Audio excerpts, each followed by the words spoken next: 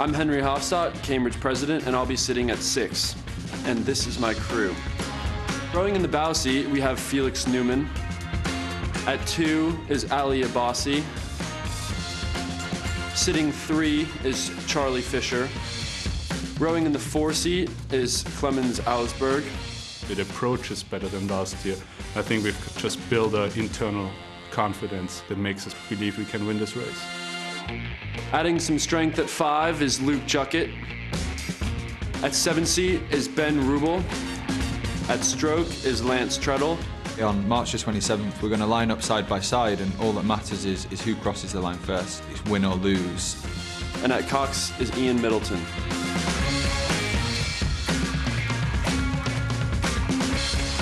My name is Morgan Gerlach, and I'm the president of Oxford University Boat Club, and I'd like to introduce our crew. At bow, we have George McCurdy. We're still aware of how well we've done in the past as a university, but each year is different. This is our year, this is our story. In 2 seat, we have James White. Sitting in 4 seat, we have Josh Bogowski. Rowing in the 5 seat, we have Leo Carrington. In 6 seat, we have Jürgen Tveit. Taking on 7 seat, we have Jamie Cook. Stroking the boat, Nick Hazel. Once I started training for it, I was going to do everything I could to ensure that I made it in the end. That's why I'm here after 4 years. Coxing this year's boat is Sam Collier. It really is a challenge like no other, and it's just an amazing thing to have the opportunity to do.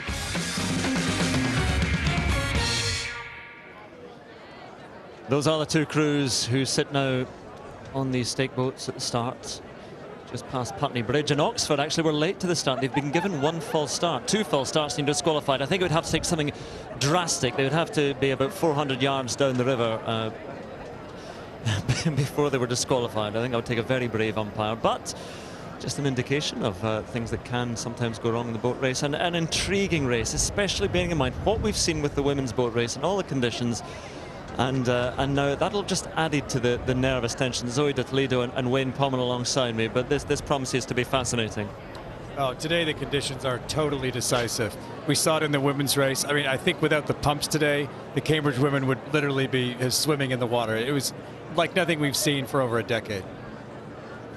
So they sit there now and they wait, and again we stress that when the Coxey's arms are up, the Coxey's Sam Collier and Ian Middleton, they are not happy with the way they are, but both arms are down at the moment.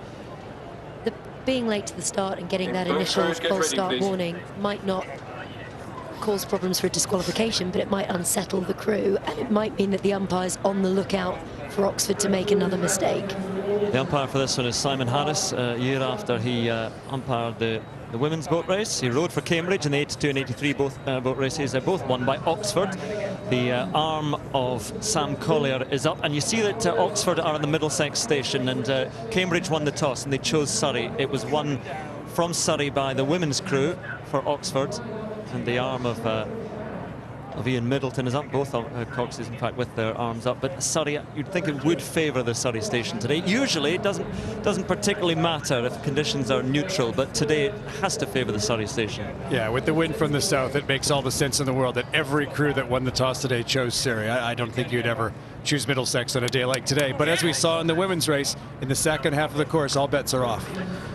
Well, these are the moments that they gather themselves and they battle the nerves and the tension for all the work they have done over the months and the dreams they've had perhaps sometimes for years. Again, both Coxes still uncertain as the boats move about. Oxford. They were ready for a moment, but then the arm of Ian Middleton went up in his 3rd boat race. Very, very experienced. You can see the bows of the boats just wandering around in the strong tide now coming in. This is the strongest tide, an hour before high tide. It's rushing in past the blades there, and you've got to get the start right. It's dipping the blades in to steady the boat.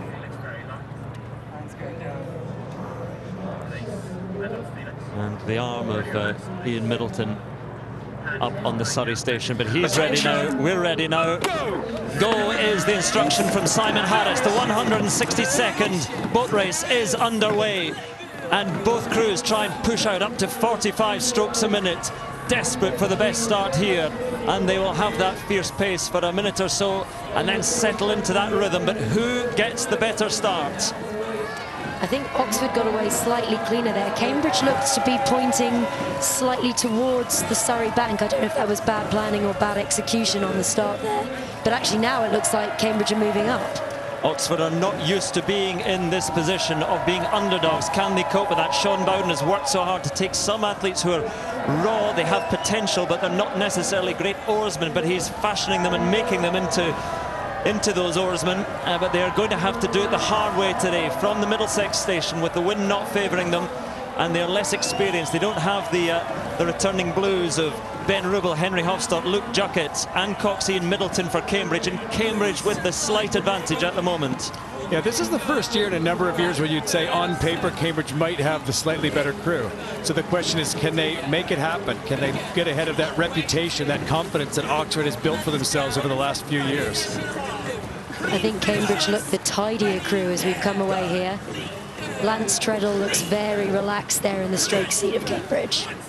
Matthew Pinston is there in the water watching this one for us. Your early thoughts, Matthew? I think it's a very even start. The weather at the moment, we're all expecting the weather to get a lot worse as we go down the course. At the moment, it's almost benign, the conditions here. But Cambridge looked very smooth and very confident at this stage. Ominous, I think, for Oxford, even with their corner on the Middlesex turn by Fulham Football Ground. Yes, you can see the Cambridge bow seat and two seat of Felix Newman and Ali Abbasi have just edged clear of Oxford, and they do have that early advantage, as Matthew was saying. Ominous signs for Oxford. They do have, the dark blues do have that early advantage, the quarter length advantage of the Middlesex bend round Craven Cottage. There it is, and the boat's named today Kevin and Daniel, after Kevin Wyman, who was cox for Cambridge in the late 90s and sadly died last year in a plane crash. And of course Daniel Topolsky, a legend of the boat race and once of this parish, as a colleague and commentator and great coach of the boat race as well. Yeah, just connected right out there. Really deliver those. Yeah, the Oxford cox, Sam Collier, sounds very relaxed at the moment. He doesn't seem that worried that his crew's down on Cambridge. Just flowing through. Oxford as war. Keep it moving. Sam Collier hearing the Oxford cox. We're also hearing the voice of Simon Harris, the umpire, just with an early preemptive warning as they start to creep together, and Cambridge being warned for straying into Oxford's water. And we might see the first clashes of the day, but then they begin to pull apart again, and the umpire has done his job. Yeah, Cambridge responded quickly to that warning from the umpire. There could have been a clash there, but they did their job. They listened and they turned away quickly. Sam Collier, well, he doesn't quite have the boat race experience of Ian Middleton, but he does have great international experience as well, and comes through that school of rowing, as well, Hampton School, where so many great oarsmen have come from, the Livingston brothers and the Smiths, and more recently Carl Hudspeth. But Cambridge with a clear advantage now, and Oxford are going to have to come from behind as they begin to let slip a third of a length, perhaps even half a length now. So that looks like nearly 2/3 of a length there. Cambridge just starting to stretch out that lead. They still look that little bit more relaxed, that little bit cleaner and more together than the Oxford crew. Oxford and Cambridge. Now Cambridge have this first bend coming up in their favor, and this is where if they want to finish the race, they need to step on the gas and break clear, because once both crews come around the bridge, all bets are off again, because the water's going to be very rough and Cambridge want to be in the lead. We've heard from Sam Collier, the Oxford cox. Let's dip into the words of Ian Middleton. This is On the feet, 35. Now stretch, good. Stretch, yeah. Right, it's going to be really tough, really clingy here, guys. And Cambridge stroking just slightly higher at the moment, 36-35, and they have a more than half a length lead, and the boat's coming together again a little bit, but Cambridge with that clear advantage at the moment and moving along nicely. This is where Oxford are going to be looking to put in a big push. They need to maintain overlap here, and then they're going to need to stay with Cambridge around the outside of this next bend. Just like Well, traditionally, Sean Bowden, coach crews, the coach of Oxford, tend to make a big push in the middle of the race, really lifting it around Hammersmith Bridge, and they're going to have to do that now because they've given away 3/4 of a length, perhaps even more than that now. Cambridge out in front. Matthew Pinsent's come in again. I think it's, again, ominous signs for Oxford. Cambridge have got this long bend to come, probably 6 or 7 minutes of rowing now before Oxford will see any advantage from their bend, which is way, way down the course. But I'm just really impressed by the Cambridge rhythm. They look calm, they look controlled, they look confident. And that's so important for them in these conditions at this stage of the race. They've got this. They've got this. If they want to win this race, it's going to happen in the next 2 or 3 minutes for Cambridge. The wing beats of the boats you can hear as they carry these boats along, mingling in with the cries of the Coxies, and Cambridge are building that lead, building that advantage. The one unknown factor, though, of course, for both crews is how alive is that river after Hammersmith Bridge, coming down through Chiswick Reach and past Chiswick Gate, because Oxford are hanging on at the moment, but they need, I think they need, if they can't push on themselves, they need, and they might get a little bit of help from the river. That's right. There could still be an act of God, so to speak, here, even if Cambridge is a length in front. Given what we saw before in the women's race, anything could happen with those waves. But we saw there that Oxford had to move out, and anytime you apply the rudder just a little bit, it's a bit of a break, a tiny thing, the rudder, but it does just slow the boat. But they have started to put a bit of a push on Oxford as they try and hang on to Cambridge. Yeah, Oxford are definitely holding on here around this bend. It's a very impressive performance for them. They're gutsy. They look like they are now starting to lengthen out and relax a little bit more, even though they are this nearly a length down. Pretty impressive performance here from Oxford to hold on around this bend. So past the green wrought iron spires of Hammersmith Bridge they went, and you can see the times there, and that's a pretty impressive time in these conditions, but it is about to get more difficult. And you can see the angles that they have chosen there, and Cambridge just moving across to the Surrey station a little bit, but again the river is about to become far more animated as they round this bend, which of course favours Cambridge. Oh, if I were in the Cambridge crew, I'd be stepping on the gas hard right now. They had the first part of their bend, and Oxford did not let them get away. And the whole thing about the Surrey bend is with every passing minute that you don't break clear, the Middlesex crew gains an advantage, gains confidence. So Cambridge do not want to let that happen to them. If the water's anything like it was in the women's race, Oxford will have the worst time of it. I did think that Cambridge were heading over to Surrey to try and get a little bit of extra safety from that water, but they seem to have come back together now. So Cambridge in a strong position, an unfamiliar position based on recent years, that they have clear water almost now between themselves and Oxford as the flotilla, all the boats behind, churn up the water, which is lively enough.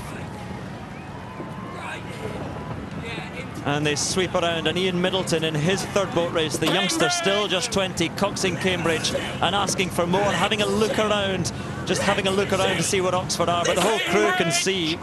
He's the only man who can't see the advantage they have. Oxford hanging on just about clear water between the boats, but Oxford hanging in, and they have to keep digging and keep driving and try and maintain contact. You can see those white horses now, and Cambridge have just hit it. Both crews now going into that rougher water, and this is where the challenge will start for them.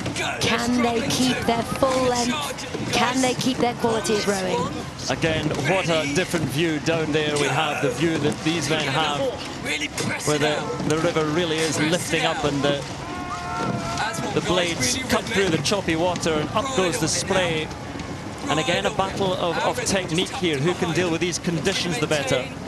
Oh, you've got to keep the water out of your boat. If you have a couple big waves come in, that's immediately like having a man on board who's not rowing. 2 men, 3 men on board who's not rowing. It gets very heavy. Matthew Pinsent as we hit Chiswick Reach, and again, things are coming to life, Matthew. Yeah, as we can all see, there are some really big slabs of water out here on the Thames. And at the moment, I'd say it's still Cambridge's advantage, but there's an interesting dynamic in that their corner is beginning to run out within the next 2 or 3 minutes. Oxford probably have got 2 or 3 minutes to save the race. If they can stay in contact, then of course they get their last bend. but the real test at the moment is against the river. It's not against the opposition.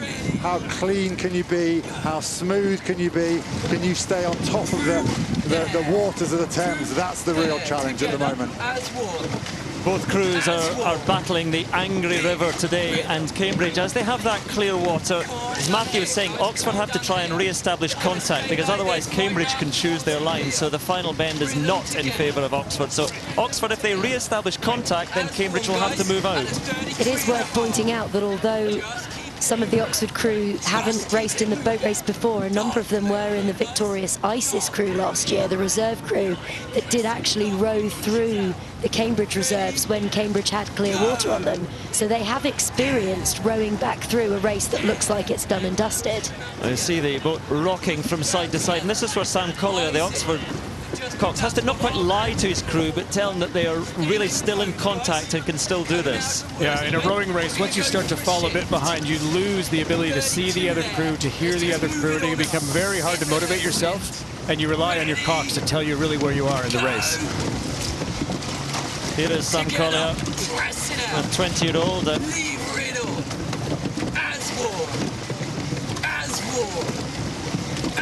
And you see the delicate touch he has there on the rudder cables, the wires that control the rudder, just holding with a feather touch, but so difficult in these conditions. Really hard to manage the boat well in rough conditions. He's going to have to keep making good decisions. So Cambridge, clear advantage, clear water, and you look down the boat, the stroke Lance Tredell and Ben Rubel, Henry Hofstad, Luke Juckett, that core of Americans in 7, 6 and 5, then Clement Alsberg and Charles Fisher, Ali Abbasi, Felix Newman. And they are about a length clear now, and Oxford grafting and working to try and maintain contact, but you can see the lead that they have now, and Cambridge in clear control as they pass Chiswick Steps. Yeah, it'll take a mistake by Cambridge now to lose this lead, but it's still not out of the question because there's another patch of rough water coming. And I don't know if you could see, but the pumps are working hard on both boats. You can see the water spitting out the side of the boat. You can see the water still in the base of the boat there, but those pumps are working. And you can see the crews are working as well. And how do you maintain your rhythm and remain rowing as one? The Cox asking as one, but how do you do that when conditions are doing their best to disrupt you? Matthew Pinson again.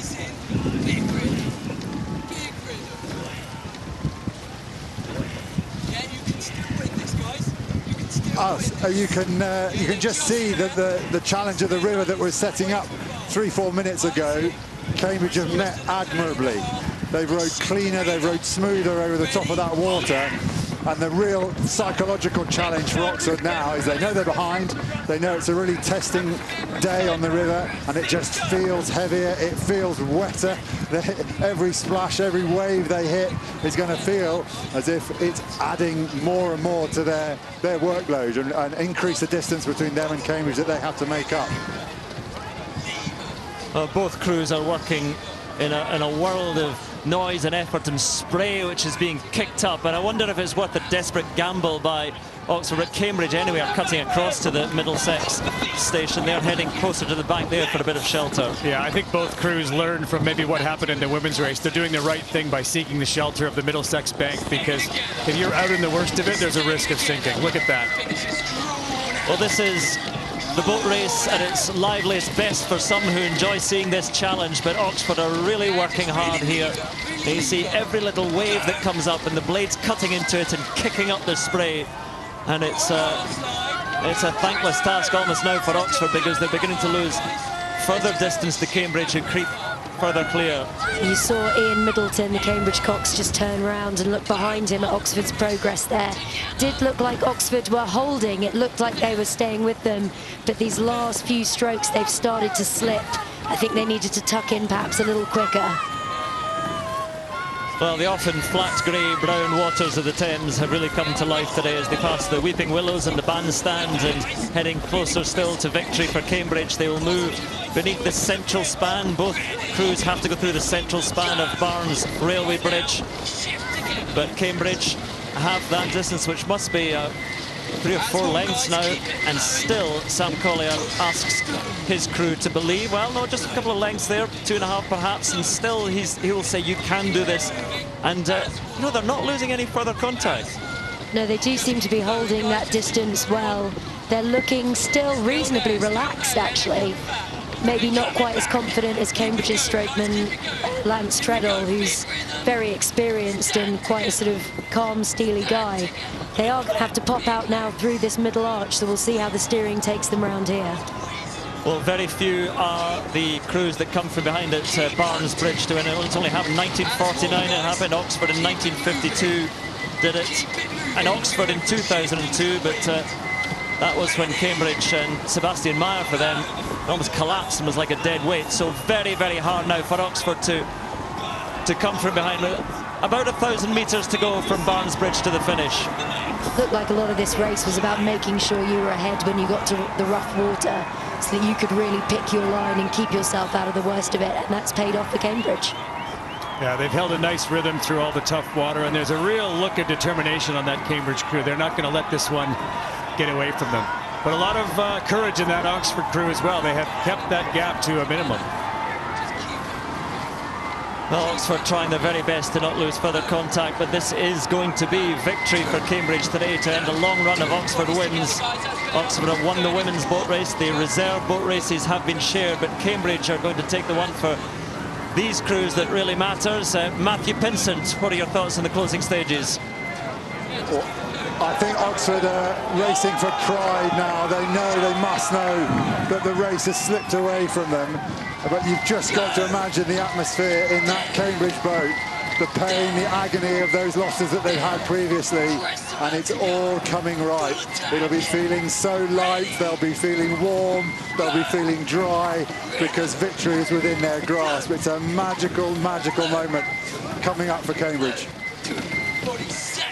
So there is the Cambridge crew in the bow seat: Felix Newman, Ali Abbasi, Charles Fisher in 3, and Clemens Augsburg, the tall Austrian, Luke Juckett, the returning American, Henry Hofstadt, the president, Ben Rubel, 3 Americans there in 5, 6 and 7, and Lance Treadle, the stroke man, Ian Middleton, driving them on, asking for a final push. But they will know that victory is shortly to be theirs. No thoughts of a quick time today. It doesn't matter. Oxford are hanging in. They haven't gone any further adrift. So the margin of victory will be 3-4 lengths, but Oxford, this will bring to an end a long run of Oxford victory. Just asking for a final minute's push.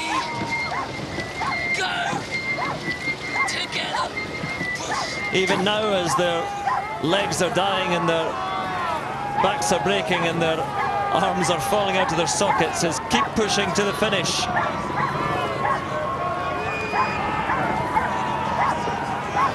And still they drive on. But Oxford were winners of this race in 2013, 14 and 15. But this year it is going to belong to Cambridge. And for that core of the boat that we talked about, for Ben Rubel, for Henry Hofstadt, for Luke Juckett, for Ian Middleton at Cox, they know the pain of losing, and they'll be making amends for that today. And even the waters seem to have calmed down now as they come round that bend. They've done their work. Cambridge are really piling on here. They want to win by as much as they possibly can. Look at them go here. They are going to get every inch. It is Cambridge. It is Cambridge who take it, who win the 162nd boat race. 3 years of dark blue, and it turns now a lighter shade. Oxford, second best today on the Thames. And the bent bodies and dipped heads of beaten men, and the smiles and standing celebration of Luke Juckett. And what it means, as we mentioned, to come back having lost and lost, to come back and win now. What a difference. What a race he had. He's had problems before where he's almost been knocked out of the boat a couple of years ago, and now here he is celebrating as a victor, and all the way down that boat. And then the contrast, the sharp contrast. Some men who will come back and try again, others this was their one and only chance. And well beaten today by the favoured crew, Cambridge. And then here you have the underneath Chiswick Bridge. Both crews gather, and those sort of echoing cries and cheers from Cambridge will taunt and will haunt in years to come Oxford, but that is what the boat race is like. Cambridge, the winners, and emphatically so. Yeah, the cliche is there. There's no second place in the boat race, and losing it really hurts, as you can see now from the faces of the Oxford crew. But I think they did a great job there to stay in the race. But Cambridge, worthy victors. And sorry, tired and defeated 3 cheers from Nick Hazel and Jamie Cook, Jurgen Tveit, Leo Carrington, Josh Bogajski, Morgan Gerlach, the president, James White and George McCurdy, the Oxford bow seat. But the winners have it all in the boat race. And as a former Cambridge man, Wayne, you'll be delighted, because you know what it is as well. Well, you had your problems in 2003 through injury, but then to come back the next year and win, and especially for those who have lost before, to come back and win. Oh, yeah. You could just see the look on the face of Henry Hofstad and Luke Juckett, just the catharsis of having been down the course twice before and lost, and now to win in their last year at Cambridge. I mean, it's just an unbelievable feeling. Well, I think we knew, looking at the races and the way it prepared, and I said a solid core of this boat won the Fours Head of the River as well, and we knew from then in November that Cambridge were going to be a very, very strong crew. And then the contrast again with the losing cocks there, Sam Collier. A little nod of recognition perhaps, but I'm sure he'll be back. But again, this has been a very strong Cambridge crew this year, and Sean Bowden, the Oxford coach, knew that he had quite a lot to do. It's a very short period of time you have to fashion a crew, especially when you don't have many returning Blues. Yeah, and I think, you know, credit to Sean as well. Even in the years when he doesn't have the best athletes, he produces quite a good crew. And this was not a huge margin of victory. I mean, I think both crews can be proud of what they did today, especially given the conditions. And a word as well for Steve Trapmore, the Cambridge coach, because there was that victory in 2012, but there were lots of other factors that year as well. And I think a lot of people thought that was a bit of a hollow victory, but this has been a well-earned victory for Steve Trapmore, who came in 2011, was a great oarsman himself, had success with Imperial College, but now to win here, a really clean, solid win for Cambridge, and that's what it means. And there will be delight for Steve Trapmore, the Cambridge coach, and the work he's done. Yeah, there's been a lot of going back to the drawing board, I think, at Cambridge after the losses of the last few years. They really started the beginning of this season saying, we're going to get it right, we're going to win. And at each milestone during the year, I think they were where they wanted to be. They at the Fours Head, during the fixtures with the Ergo scores. It was a good season for them from start to finish, so they can be happy with that. Well, let's have a look at some of the moments in there. It wasn't a race of really clearly defined moments where things happened, and it was obvious to see that that's where the race was won. But from the start, it's a pretty solid start from both crews, but Cambridge just edged ahead in the early stage and really never relinquished it from then on. No, Cambridge just started to inch away really around this early part of the race. They then sat at this distance, as you see here, about a length up for a good proportion of the race. And it wasn't really until they started to hit the rough water, which we're just coming up into now, that they really got away from Oxford. It was interesting, the choice today of the Surrey station, I think perhaps did favour the crews, but Cambridge, a stronger crew in any case. Anything could have happened in this water, but both crews seemed to deal with it pretty much the same. There wasn't a huge advantage gained by either crew. Yeah, there's danger in these conditions that one crew nearly sinks, which is what we saw in the women's race, and is why Cambridge lost by such a huge margin. But in the men's race, both managed to get through the water in one piece and have it be sort of a normal winning margin for Cambridge.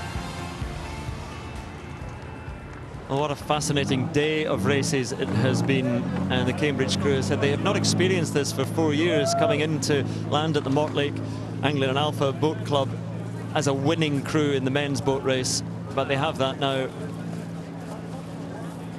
And again, it will mean a huge amount, not just for the likes of Felix Newman, Ali Abbasi, Charles Fisher, Clemens Auersberg, but for Juckett and Hofstad and Rubel, who know what it is to lose and to come back now and win.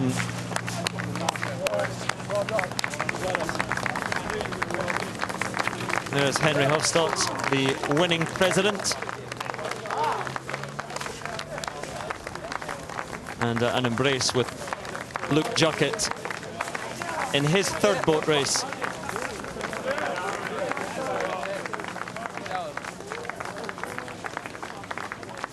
An embrace with the reserve crews.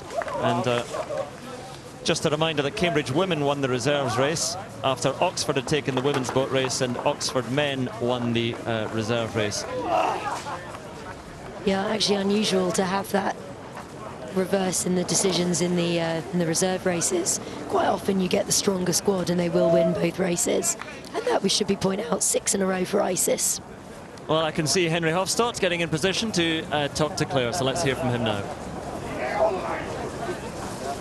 There is jubilation for Cambridge because so many of them, including their president Henry Hofstadt, have been in this boat race before. They have lost it before. Third time lucky, well done. I'm at an absolute loss for words. After losing twice, coming out here and winning is a feeling like nothing I've ever experienced before. I'm truly humbled. It's a lot of hard work goes into this. It's 9 months and we wanted it more today. All the guys did a great job. Steve did a great job. There's so many friends and family I'd like to thank. The university, Hughes Hall, and it's just a spectacular day for the Light Blues. It was a fantastic success for you. Great negotiating of the course as well. We'll talk to Ian Middleton in a moment. But Luke Jackett, we saw the most amazing celebrations from Luke, who was pumping the air as he came over. But quick chat with Ian Middleton. Well driven, as they say, but well negotiated. That course was tough today. Yeah, it was definitely tough conditions. Steve and I went out over the course yesterday, about this time when the conditions were very similar. We knew what it would be like, and we knew it would be a tough second half, and we had to set it up in the first half. And yeah, credit to the guys, they dealt with it really well and responded to what I asked them when we turned into that. So, yeah. And you put on a final push, or they did, to really pull away from Oxford. Yeah, Lance in the stern was talking to me the entire time, letting me know what Oxford are doing. He's saying they're going, they're sprinting, we've got to go as well. And so, yeah, we had no option. They drove us to the line there. And yeah, wanted to open up as much as we could and take some lengths back that we lost the last few years.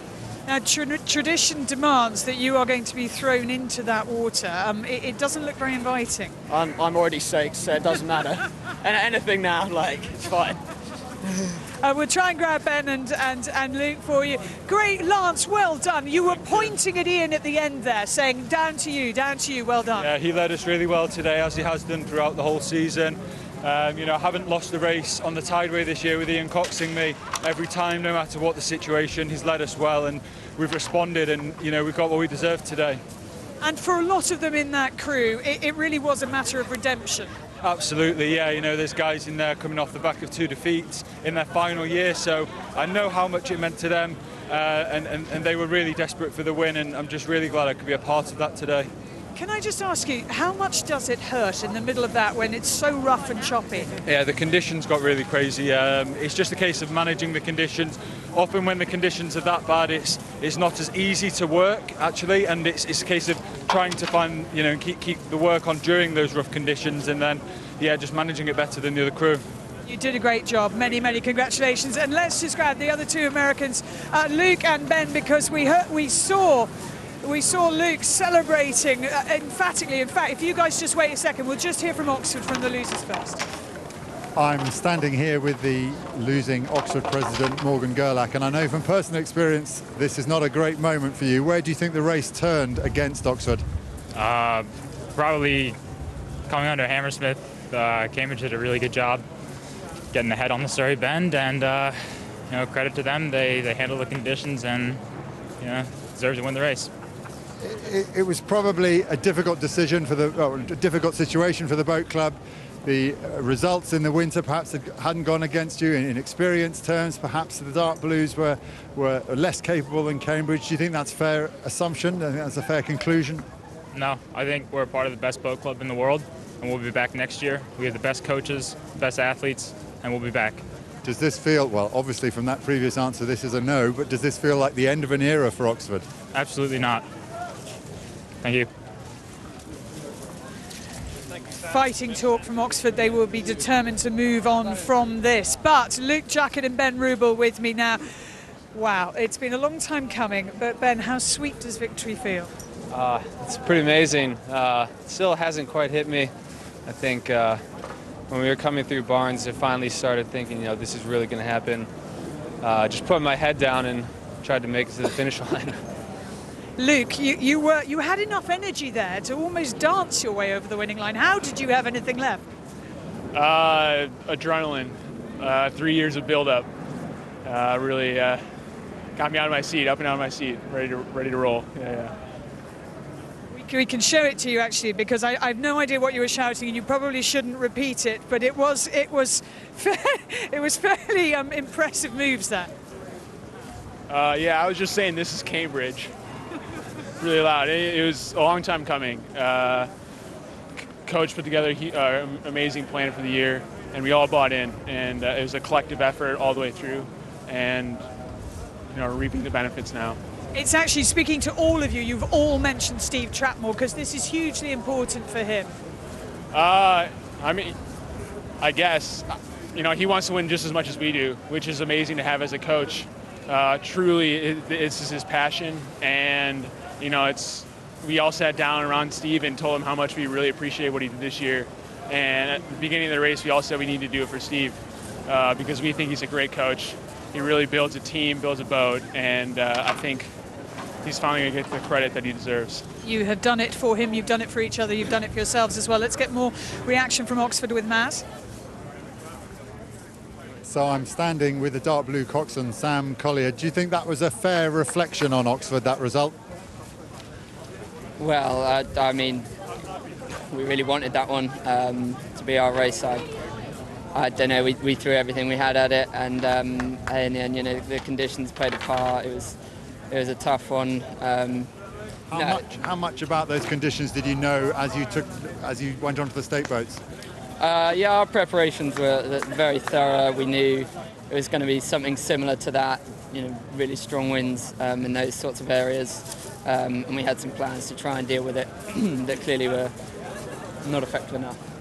And just say a little bit about the qualities of the Oxford squad that you've trained with. I can't commend these guys highly enough. Really, it's an incredible team, an incredible setup here. Morgan wasn't wrong just saying this is the best boat club in the world, and there's just no question about that. Thank you for stopping. So there we are again. We highlight the contrast on a day of contrasting weather, sunshine and storms as well. And for Cambridge, absolutely everything. This is Cambridge, said Luke Juckett. Worst that effect. He seems reasonably excited at having won, as he would be. Just ends that spell. It's not really a sort of era of dominance, but 3 wins in a row for Oxford, and finished now by these men who controlled it pretty nearly from the start. I'd quite be interested to hear, and I say it with a sense of trepidation. Let's hear from Helen and Sean again. Well, I think our eardrums just about burst. There was a lady who squealed so loudly for Cambridge when we were stood here a few moments ago. She was absolutely ecstatic, Sean. Yeah, she's gone. I could do it for you if you want. Cambridge! It was very similar to that. That was our lovely Daisy, wherever she's gone. Ladies, was that the race you expected? Did it live up to the hype that we've been building up to? Yeah, because it was so close, all the way through. With the women's race, they were quite far apart, but those were so close. It was tense till the end. It was dramatic enough for you? Yeah, it was. Now I'm trying to work out who you are supporting, because you've got an array of colours on here. Talk us through Cambridge or Cambridge or Oxford. Which one were you backing? Well, I actually support both because I went to both universities, so it's been really mixed feelings going through the race. I feel really bad for the Cambridge women, and I'm very happy that the Cambridge men have won. So I think in all cases, I think it's been a really good turnout for me anyway. You're friends with the Cambridge ladies Cox, aren't you? So tell her congratulations from us, a heroic effort from all involved, Claire, and plenty to celebrate down here. Woo!